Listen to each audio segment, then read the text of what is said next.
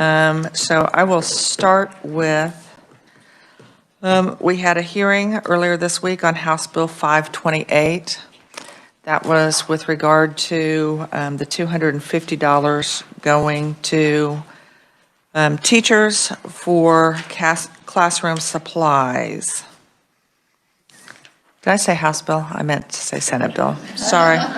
You guys knew there weren't enough numbers there. So is there any interest in the body to work on Senate Bill 528?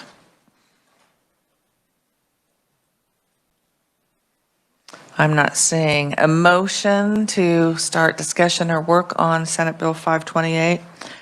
So we will move on to the next bill, and that is substitute for House Bill 2466. That was the bill that we heard yesterday, and that is with regard to the technology education requirement. Committee, what is your pleasure on that? Senator Gossage. Madam Chair, it seems like that bill had been in the works for quite a while and was a compromise bill, and I would like to work that bill. Okay. So let's start, if we could have a brief review from our reviser, though it was just yesterday. Substitute for House Bill 2466. Thank you, Madam Chair, and good afternoon, committee. Substitute for House Bill 2466 would establish the Promoting Advancement in Computing Knowledge Act, or the PAC Act, and it would also establish the Computer Science Educator Program. The PAC Act would require school districts to offer at least one course in computer science or submit a plan to the state board by 2023-2024 on how such school district intends to offer a computer science course. The PAC Act would also allow the State Board of Education, subject to appropriations, to award grants to high-quality professional learning providers to develop and implement teacher professional development programs for those computer science courses. The Computer Science Educator Program would allow the State Board of Regents, subject to appropriations, to award scholarships of up to $1,000 to licensed and pre-service teachers to complete one course in computer science during their enrollment in higher education. And I will be happy to answer any questions. Could you start by sharing with us what the vote was in the House? Yes, the House passed this bill on a vote of 115 to 4. Thank you very much for that. So we'll start with Senator Gossage. Madam Chair, I move that we pass substitute House Bill 2466 favorably for passage. Okay. Is there a second for that? I have a second from Senator Straub. Is there discussion? I think it's important to note that what we did hear yesterday, there was testimony in opposition, and the concern was, were we in the right lane? And yet what we did hear from proponent testimony is that this has been in discussion and collaboration with the Department of Education. And so I see that as really taking away that issue of working in opposition, but more in working together. Senator Sykes and then Senator Dietrich. Oh, okay. Senator Sykes. Thank you. This is just for my own clarification because I was not able to be in here yesterday. And I know part of it is having a report, but was there any discussion on how many schools currently offer a computer science program? If I recall correctly, I do believe there was discussion based on information provided by code.org that said only 27% of Kansas high schools offer a foundational course in computer science. Thank you. Senator Straub. Thank you, Madam Chair. I don't believe it's in the bill, but maybe Tamara can clarify. Does it specify if the course has to be a 9 weeks or a semester long or a year long course?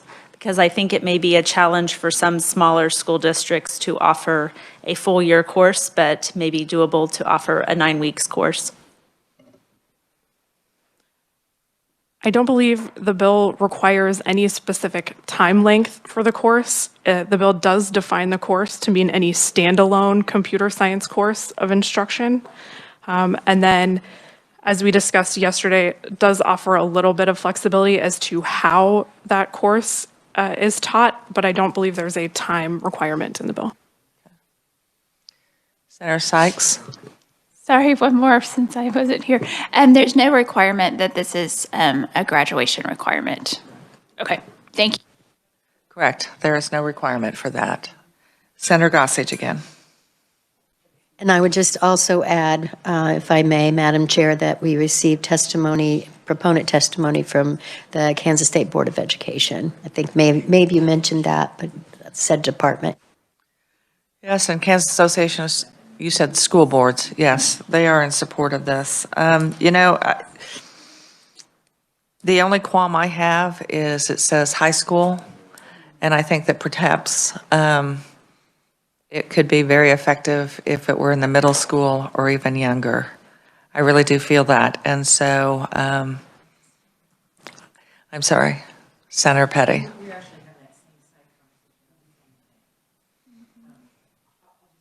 We were having the side conversation about that same deal, is that changing to K-12 does change in a number of places in the bill, because it would also change it, well, wherever it mentions high school, it would have to change it, but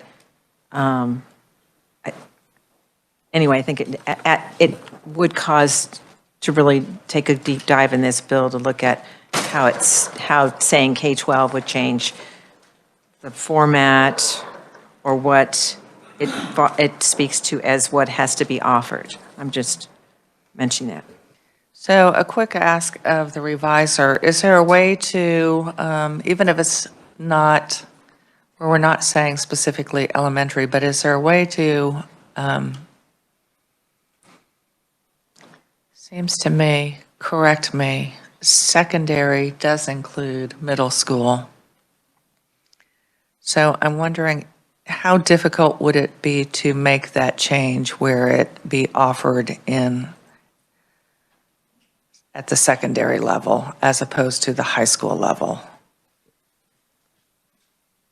From a drafting standpoint, what would need to happen is anywhere where it says high before school, we would strike high and insert secondary.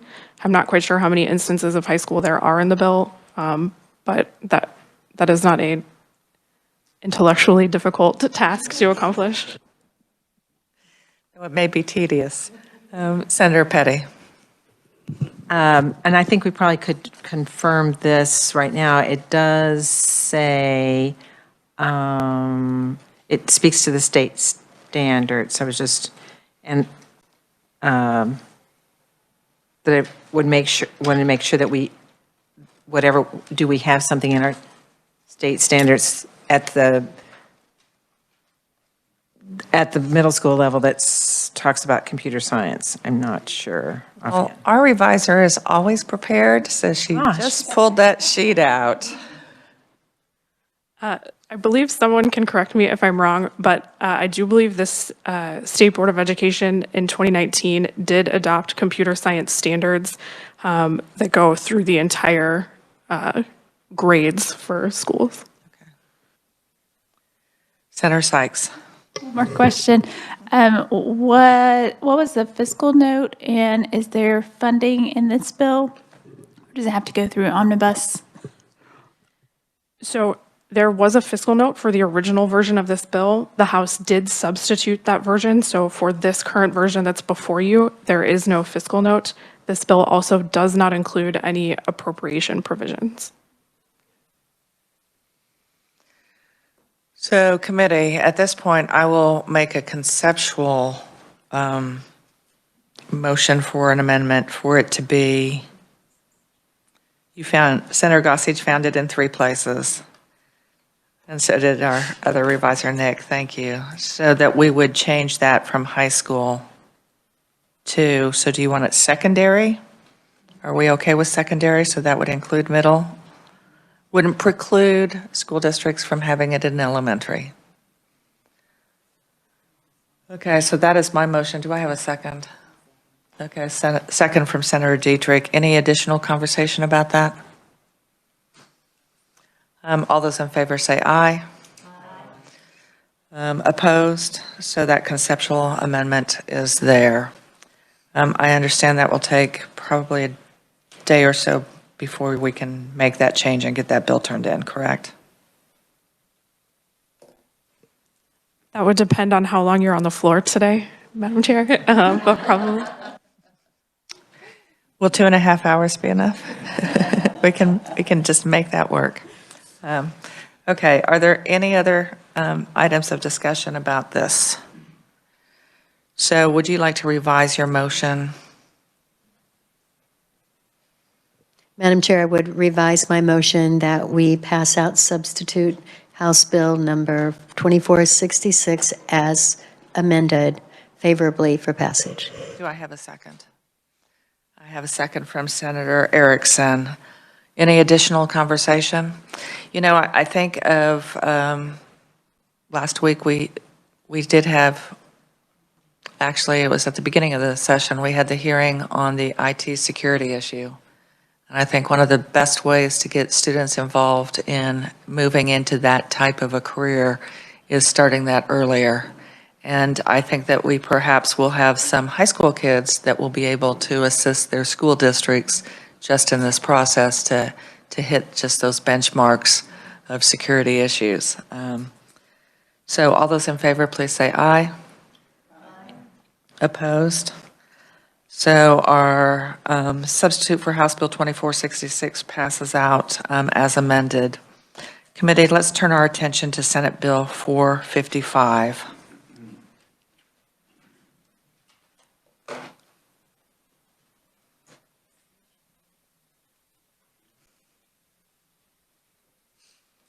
So do you want to give us just a brief summary on that, please?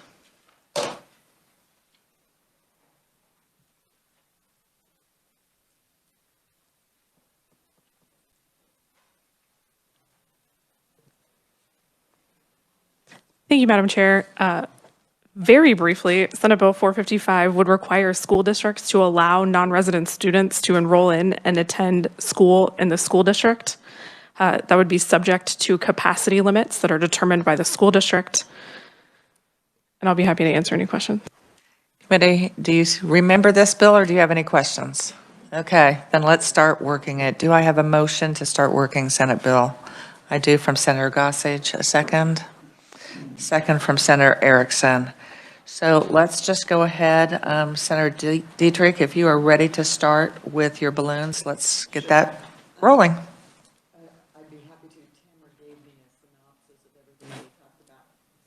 Sorry, Madam Chair. We do have a synopsis of the balloons. You wanted them individually. So the first balloon would be that every school district in Kansas is required to have an inter-district transfer policy and publish such policy.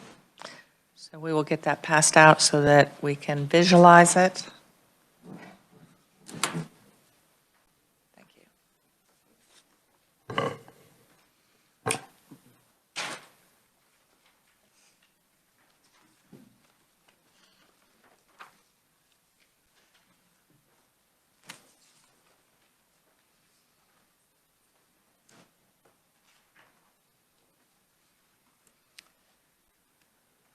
So did you want to explain more on that, Senator Dietrich? I think the highlights are that on or before January 1 of 2023, so that's something that the school districts can begin work on. It's definitely something that they could work on during the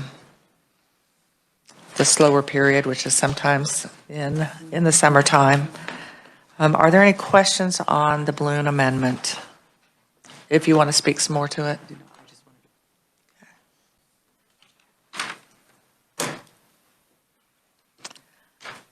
I am not seeing any questions.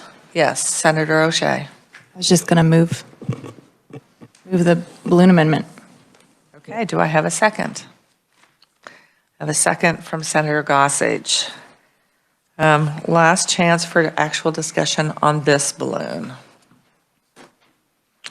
Seeing none, all those in favor, please say aye. Aye. Opposed? Motion carries. I think We're ready for balloon number 2. I might just give you the general overview of balloon number 2, which is that any child of school age per statute may attend a public school in a district where that student does not reside. Your microphone, sorry. Thank you. Sorry. Oh, it was, Closer. So this is, balloon number 2 is just the definition of the non-resident student. Any child of school age per statute may attend a public school in a district where such student does not reside. okay. And I take it, I don't have that in front of me. Does that not have the capacity piece there? It does. Oh, okay. Where there is capacity. Committee, are there any questions on this amendment? We'll start with Senator Straub and then Senator Gossage. Thank you, Madam Chair. I know this really doesn't apply to probably any of the school districts within my district, since they're so farly spaced apart. But in some of the larger cities where the school district boundaries are sometimes closer to someone's home than the district that they reside in, could this potentially allow school districts to say at the beginning of the school year that they don't have any capacity for any other students? And does it require them to accept any transfer students at all? We'll call on the reviser. We'll also call on Senator Dietrich. So this particular balloon does not address how a school district is to determine its capacity. The underlying bill does have a section that just states each school district will determine the capacity of that school district. So that's all the current language says. And again, this balloon does not address how capacity would be determined. Did you have a follow-up? Okay. Senator Dietrich, did you have a follow-up? I was just going to mention that when we discussed this, we noted that there may be some districts that have no capacity. They could be so small, they have no room to add any other seats, because we're talking about seats, or they could be so large in a growing district that they have no seats available. So that is possible. I think that might be something that we'll hear from parents or hear from school districts about if that is year after year. Any other communication or conversation about this balloon amendment? Senator Gossage.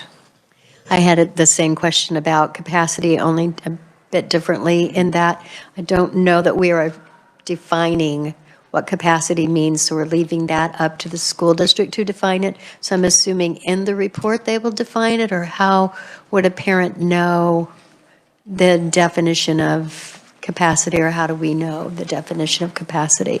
So I guess the same question, only in a little different way. Yes, Senator Dietrich. That will be in our third balloon. Oh, hey, got ahead of myself. I just want to mention that where I live and have lived for 42 years is on a boundary of a county. So I live in Johnson County. My address is Eudora. Eudora is located in Douglas County.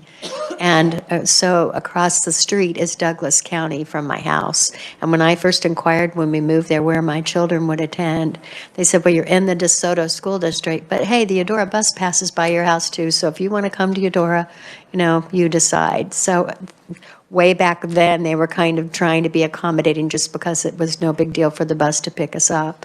So I'm really glad we're doing this. Thank you.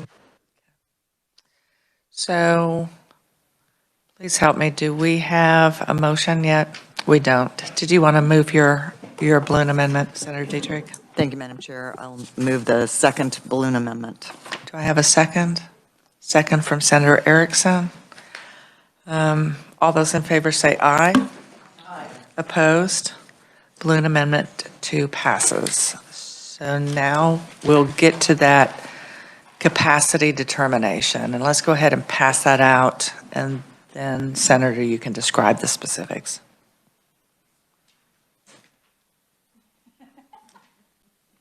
Thank you.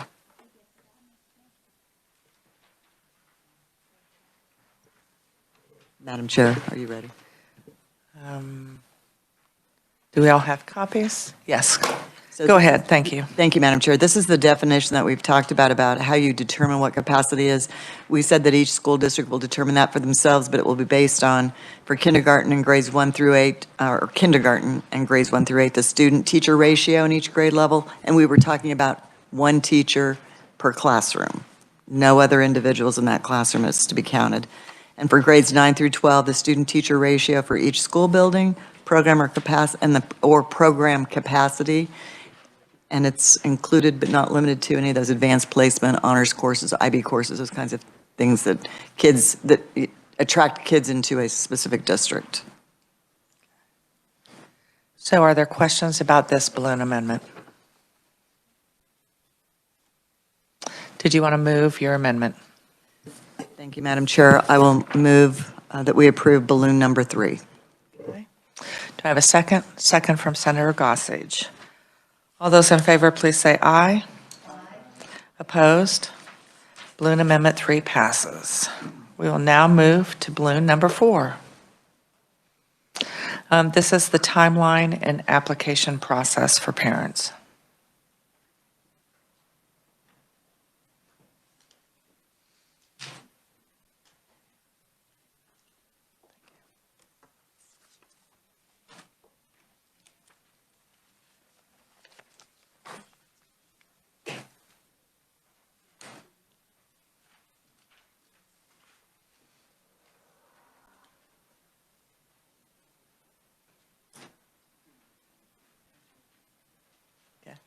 Okay.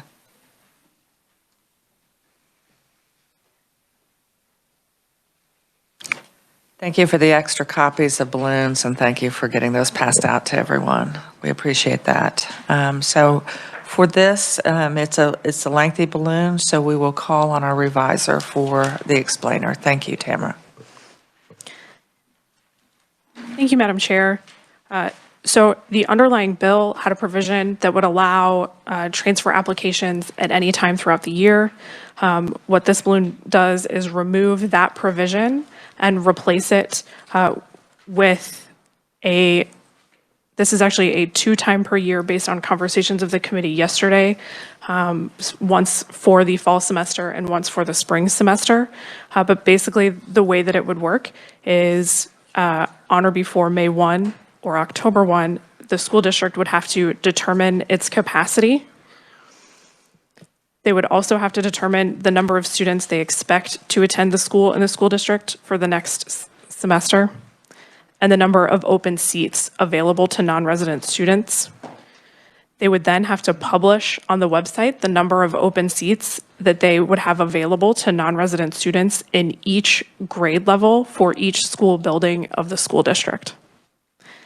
There would be a month-long application process for parents of students who seek to transfer into that school district to apply on an application form determined by the school district.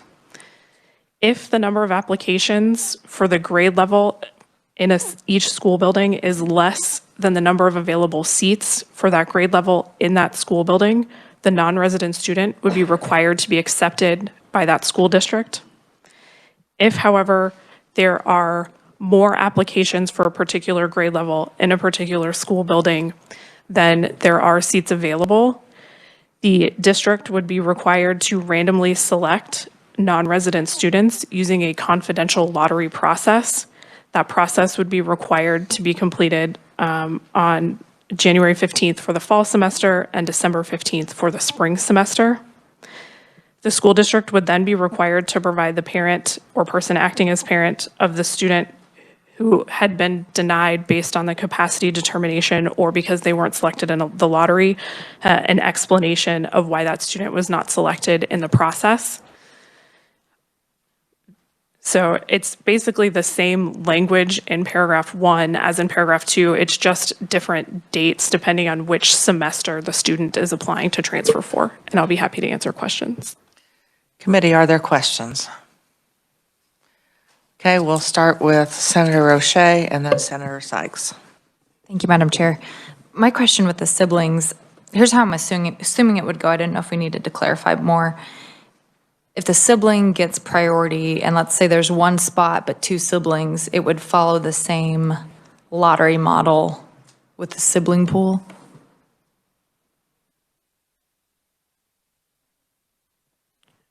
So this particular balloon does not address siblings, but the underlying bill does have a paragraph on siblings.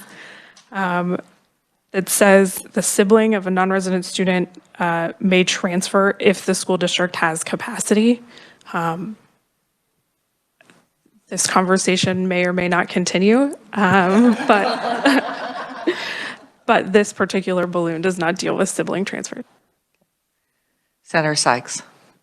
Thank you. I think this kind of gets into the weeds a little bit, but still trying to, I don't know, grasp what this is. And so I'm thinking when my own son was in first grade, they were kind of at that capacity and we were waiting. So the first day of school, they went in and there were 2 sections because of capacity, but then because of enrollment and people who show up that were not expected, then, 3 days later, we now have 3 sections of first grade. So I don't know, can you kind of help me feel how with this May date and then October, how that could possibly affect this? So I will note that the school district not only has to determine capacity, but they would also have to determine the number of students they expect to attend for that semester, and then based on those numbers, the number of open seats they would have. So even if their capacity number might seem quite large, when they factor in what they expect their enrollment to be, the actual available seats might be smaller than that number. So they are required to look at more than just the capacity when they're making the determination of how much room they have available. Okay.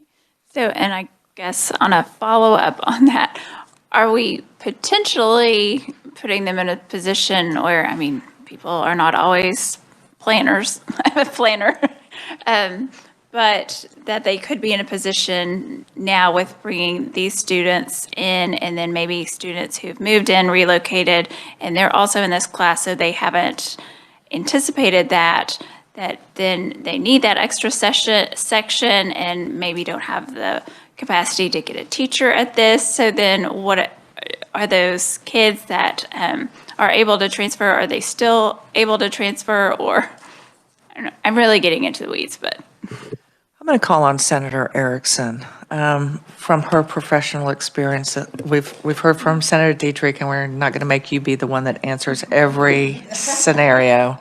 So we'll give you a break. And so, Senator Erickson, share with us, having been a former principal, how would you envision this implementation would occur if you're anticipating 2 classes of second graders, but you have some last-minute families that live within the district, enroll, you're able to secure a 3rd teacher, how would you implement this?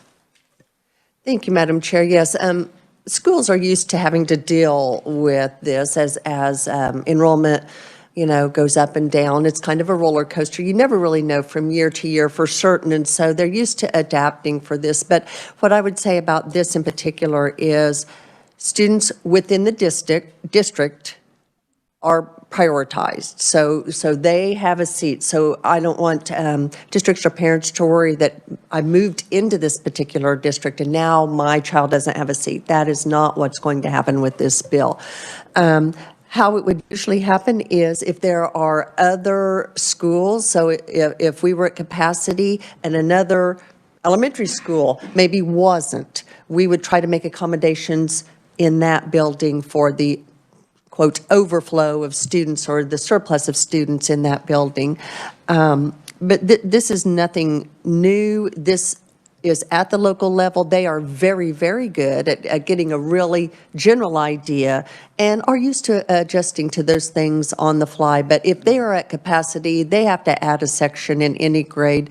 Then those students who are wanting to come from out of district, simply there just isn't capacity and they would not be allowed to come. They would have to stay in their resident district. Thank you, Madam Chair. Yes, and if you were to add a section, so add an instructor, so now we're going to have 3 classrooms of second graders, You could adjust the size of the classrooms. You also, if you had 5 kids whose parents had put them in the lottery system, if you will, that got turned down, you could contact them and say, we now have seats available as well, correct? Oh, absolutely. Yes, yes, it's a fluid process within those timeframes that are specified in the bill. Yeah, thank you, Madam Chair. Any more questions on balloon number 4? Senator Petty. I'm not sure if this is just to balloon number 4, but it may be. So we know that we have school districts that only have 1 building, but we also know we have school districts that have 35 buildings. So I guess, no, so my question would be, we have, or this is establishing a process of application for someone outside of a district, and the district is coming up with a procedure saying number of students that are available at a particular grade. But if you're talking about large school districts, is there any way that this is now specifying what school? Because if you have 20 elementary schools, a parent is only possibly interested in 1 school. Correct, and that's our discussion the other day that's one of the benefits of the building assessment that's going to be done by school districts. It's per building. They'll know how many students they anticipate. They'll know how many instructors and support staff that they need. So if you have Washington Elementary and Eisenhower Elementary and Lincoln Elementary, each of those elementary schools will identify what their capacity availability for additional seats would be.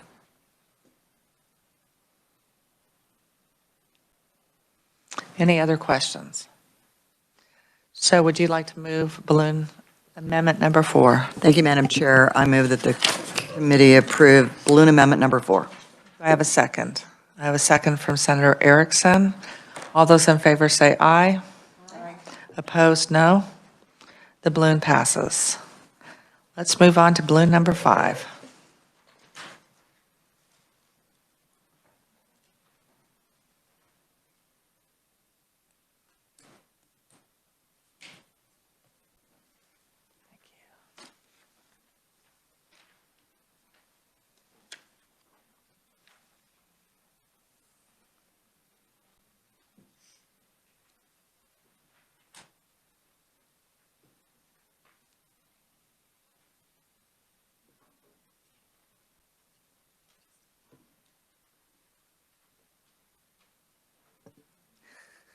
Okay.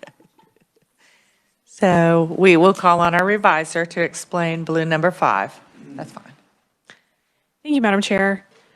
The underlying bill allows a non-resident student who is a transfer student of a school district to be granted a 1-year transfer and may continue attending the receiving school district with the approval of the receiving school district, but those transfers are sort of in 1-year increments. What this bill would do would be to strike the 1-year provisions, and it would basically allow any non-resident student who has been accepted for enrollment and attendance at a receiving school district based on that process we just discussed would be permitted to continue in attending and stay enrolled in that school district until the student graduates from high school, unless that student is no longer in good standing. Each school district, as part of their policy, would include reasons that the student may be deemed not in good standing, and some of those reasons may include, but would not be limited to, high rates of absenteeism or repeated suspensions or expulsions from school, which language is also very similar to the underlying bill. Senator Dietrich. So one of the, I'd just like to comment on this. I know it sounds like, oh my gosh, we're going to enroll a student and they're going to stay with us for 11 years. And that actually is to the student's best interest. It just creates, if they're a student in good standing, they are now your student and you are committed to them. And so it really does, I think, create that family environment, and I think it's the best educational programming that we can do for our students. So you enroll them, they're yours, and so you're committed to them, and that is a risk that a district takes on capacity. I know there's a little tension there, but that would be in that student's best interest. And I think how that differentiates from a student in district is a student in district may continue to have absenteeism, may have suspensions, and they do stay with that district. So are there any questions about, yes, Senator Sykes? Thank you, Tamara. Would you clarify, each school district in their policy defines good standing? Is that what you said? Yes. Okay, thank you. Any other questions? Senator Erickson. Yes, Madam Chair, and school districts already define what it means for a student to be in good standing, so I would assume that that would carry through. That's not an unusual standard in schools. Thank you. I think it's in the handbooks for all of the little calendar that all of the middle school and high school kids get. They use it for the first 2 weeks and then they don't. Any more discussion about students in good standing? Did you want to go ahead and move your amendment? Thank you, Madam Chair. I would move that the committee approve balloon number 5. Okay, is there a second? I see a second from Senator Gossage. All those in favor say aye. Opposed? Motion carries. We are now going to move to balloon 6, which is about the siblings.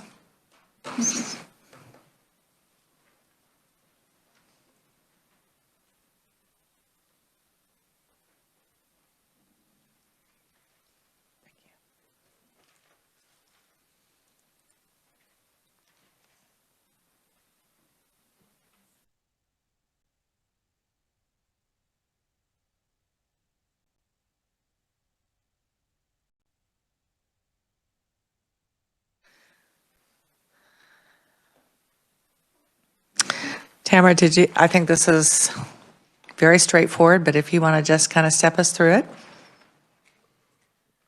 it. So everything I said earlier about the sibling policy and the underlying bill would be stricken under this balloon.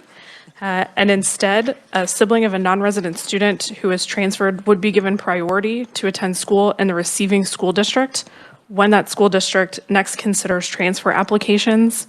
And that sibling would not be subject to the lottery.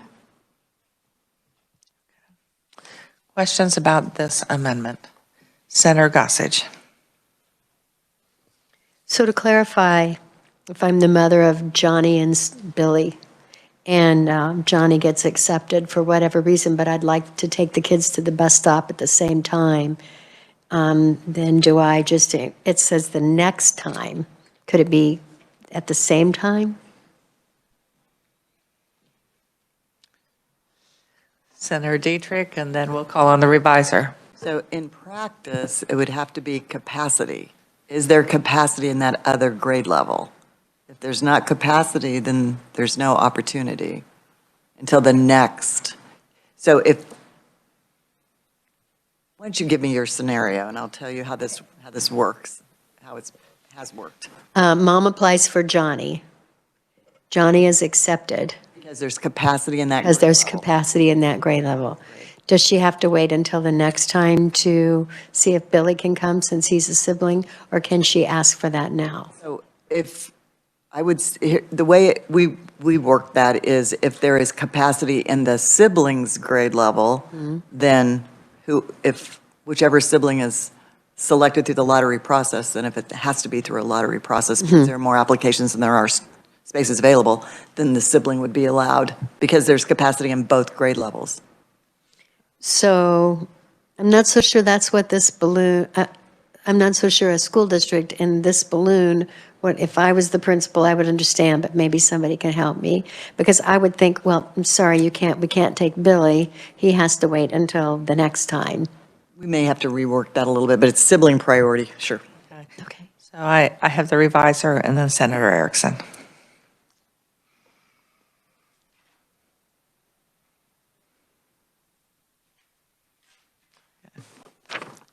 Thank you, Madam Chair. So what I would suggest is this balloon would say, shall be given priority, subject to capacity, to attend school in the receiving school district, and such sibling shall not be subject to the open seat lottery.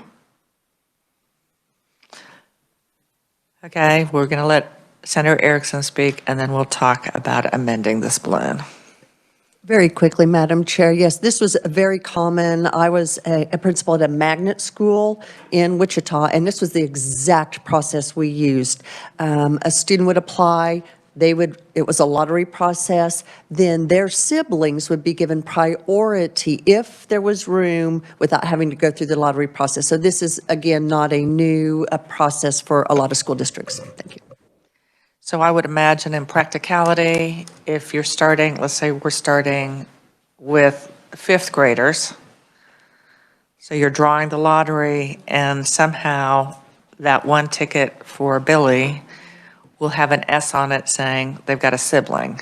And so then they'll be looking for where that sibling is to see if there is a capacity opening. And this, again, when we say subject to capacity, if there isn't capacity for the fall semester, that is the benefit of having the two timelines, fall and spring, because there very, very well may be capacity come spring if a student were to leave the school because the family moved away or something. Any more questions? Senator Sykes. So another question on that. I understand this makes complete sense if there's third grade and then an incoming kindergartner. I get that. But for the original time, if you have a fifth grader and a second grader, would both of those have to have entered the lottery and then one could have been drawn in either the second grade or the fifth grade? Or could I just submit an application for fifth grade and then hope that they got picked and then possibly? Does this make sense? Are we tracking what I'm saying? You may answer that. So they would both fill out the application for both grade levels, and if there was capacity in second and fifth. So they both need to fill out their forms. So for the initial, even though they're siblings, they would have to, okay. Otherwise, And you I'm wouldn't fine have a with that. record of it. You wouldn't Okay, have a record. and that's what I was making sure. Thank you. So now I think, Senator Petty. I actually had the same type of question because we're not, if the scenario that Senator Sykes said about only one applies, and then I say, oh, I actually have a second child, then I forgot I had two kids. But it does,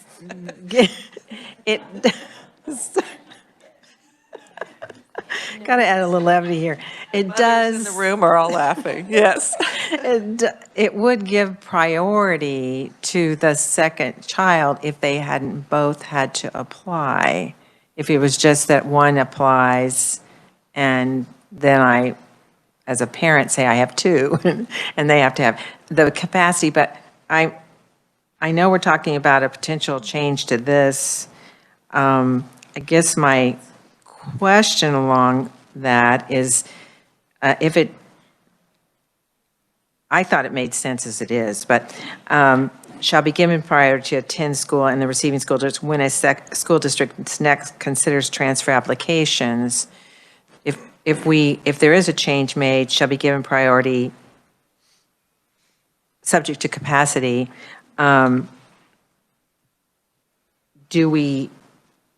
Is there a necessity?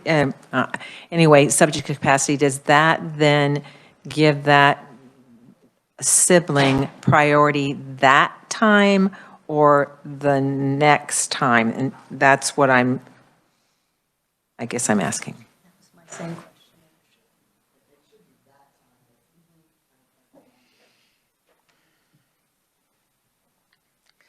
So I think what we're wanting is if there's capacity at that initial enrollment, the sibling be given priority. If there's not capacity, they would be given priority at the next time at which there is capacity. And that was way too many words, but I know that our two revisers will. Senator O'Shea. Thank you, Madam Chair. I think my initial question around this, I don't believe it's been answered yet, but correct me if I'm wrong. So let's say it's the next year and there's two siblings. This class has two people that are siblings that should have that first chance, but there's only one slot. Do you do a lottery for just those two siblings? Yes, you do. Okay. Right. I mean, that is a part of this as far as the parents will, in this process, they're making decisions every step of the way.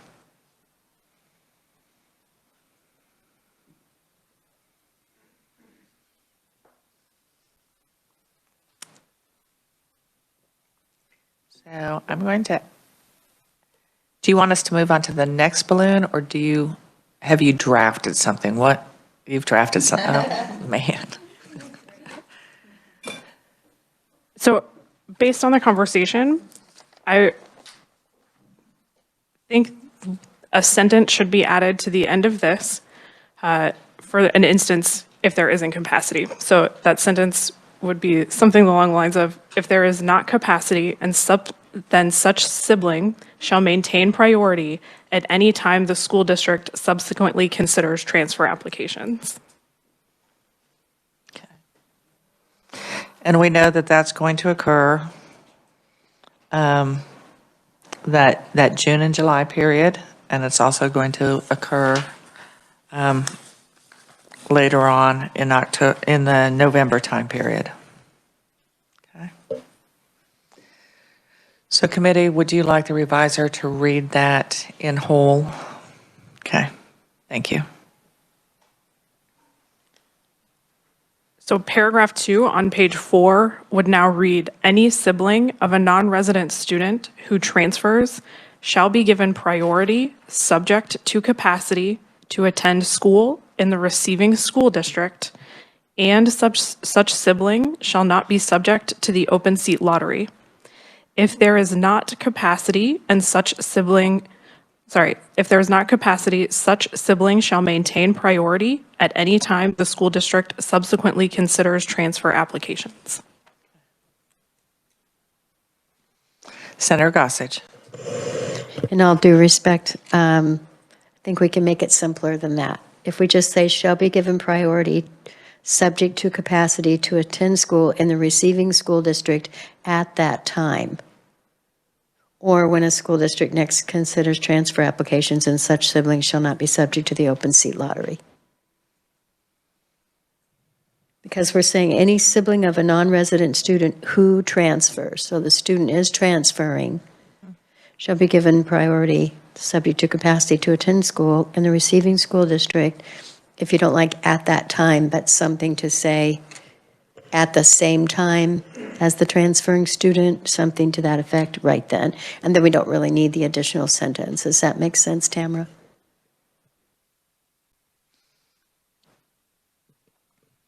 It's up to the committee to decide how It is up to the committee. Shall be given priority subject to capacity to attend school in the receiving school district at that time.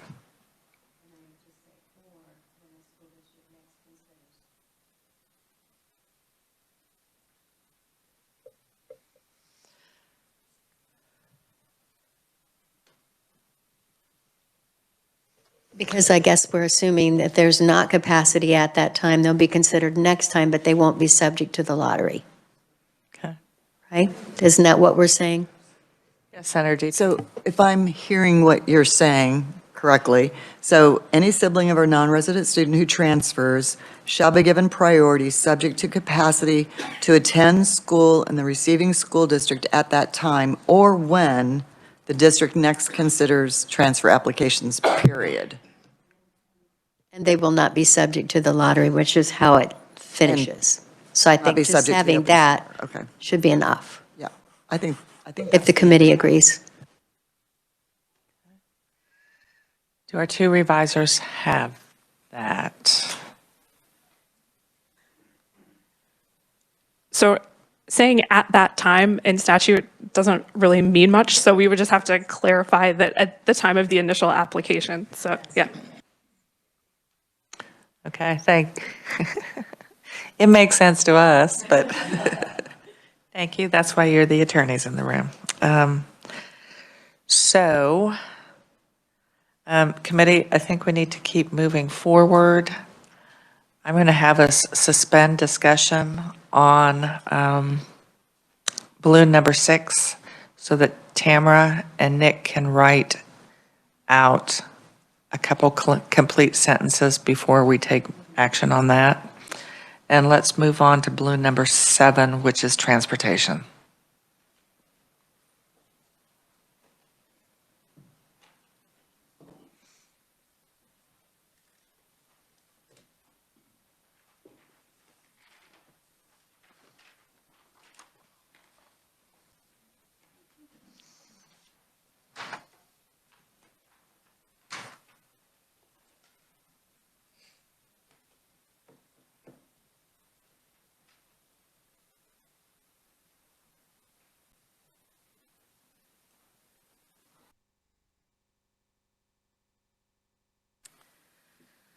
So, did you want to go ahead and explain this balloon? Yes, this is just really very simple. It's just that a receiving school district isn't required to provide transportation to non-resident students, but if space is available on a bus, we'll just use bus, on school district transportation, a school can provide a non-resident student an in-district bus stop where transportation will be provided from that bus stop to the school. It's that simple, just simple. So just as a point of clarification from the reviser, we don't say back to the bus stop at the end of the day. Do we need to have that, or is that understood by our school districts? That's pretty standard. It is pretty standard. Take them and bring them. Exactly. Madam Chair, if you would prefer, we can say to and from such bus stop. Thank you. I don't want to get the calls. We'll get the calls from the mom. Okay, they just take them to school. It's not getting it. And then I forgot I had another child.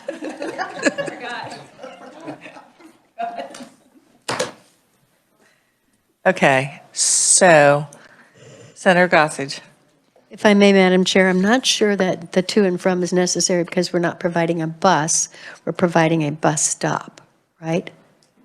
So it says, a school district may provide non-resident students an in-district bus stop where transportation may be provided by the district from such bus stop to school. Oh, I see what you're saying. Bus stop to school and back, right? And back. Now I gotcha. Okay, thank you. Okay, so we did amend the and back. Okay, Senator Petty. Couldn't it just say to and from? It can. To and from.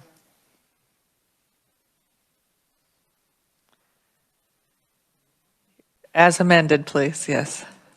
Madam Chair, I move that we approve balloon number 7 as amended. Second from Senator Gossage. All in favor say aye. Aye. Opposed? Balloon Amendment 7 as amended does pass. I know that our revisers are working on some language with regard to CASA. So we are not done with that yet. Are we ready to, I know we've got 2 minutes. Are we ready to go back to the siblings? Do we have a clean sentence, or why don't can we suspend that until tomorrow? Yes, okay, that would be good. So let's go to just balloon number 9.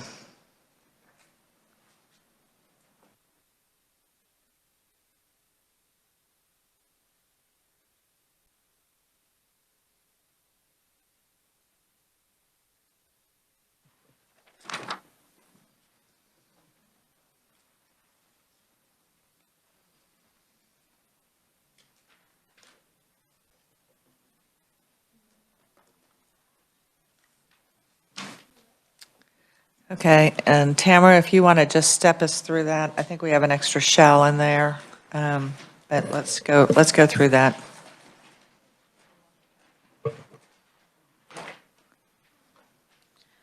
Thank you, Madam Chair. You are correct about the extra shall, so I will get that cleaned up. But the original Senate Bill 455 does require the Legislative Division of Post Audit to randomly select 10% of school districts and conduct an audit on the capacity determination of those school districts.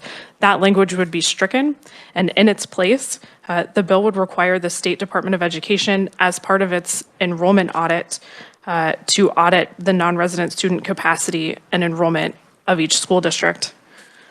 And then additionally, in calendar year 2026, the Legislative Post Audit Committee is directed to direct the Legislative Division of Post Audit to conduct an audit of non-resident student transfers. In accordance with this section, that audit would be reported to the legislature, including this committee, in the 2027 session. And committee, the shall on the first line at the end, second to the last word, that's being deleted. Senator Gossage. This is just a grammatical thing, so State Department of Education, and that's the shall that's being deleted? Okay, then we'd have a comma, and then we'd have another comma as part of the enrollment audit, comma. Okay, then it goes audit again, so we don't have audit. Right. Okay, audit, comma, shall audit. I think we need more audits in that paragraph. We need more word. Thank you, Madam Chair. See that Dr. Nunswander back there is hoping for more audits, right? Okay. I will move this amendment. Oh, I'm sorry. Question from Senator Sykes. And thank you. For the audit by legislative post audit, is this just looking at capacity in that, or is it looking at outcomes from those students? So this particular paragraph does not provide beyond the capacity and how school districts have implemented this new policy, an audit for that. But I will note the way that post audit operates is their audits are done at the direction of the post audit committee, which requires the committee to approve a scope statement. And I'm not exactly sure what would be included in that scope statement, but it is possible that they could look at more than just. Okay, so this is just directing post audit that that's one of their, but they will get the direction from that committee. And we would also have this process in place for several years, so that would kind of inform the type of the scope that we would want based on what feedback we'd heard.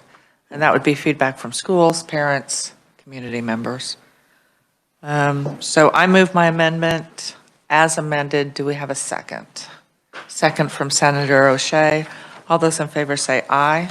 Aye. Opposed? Motion carries. Committee, we are out of time. We will be meeting tomorrow at 1:30 to finish up our work on this. And based on our revisor, we need to be on the floor for about 2.5 hours so we can get that other bill out. So, yes.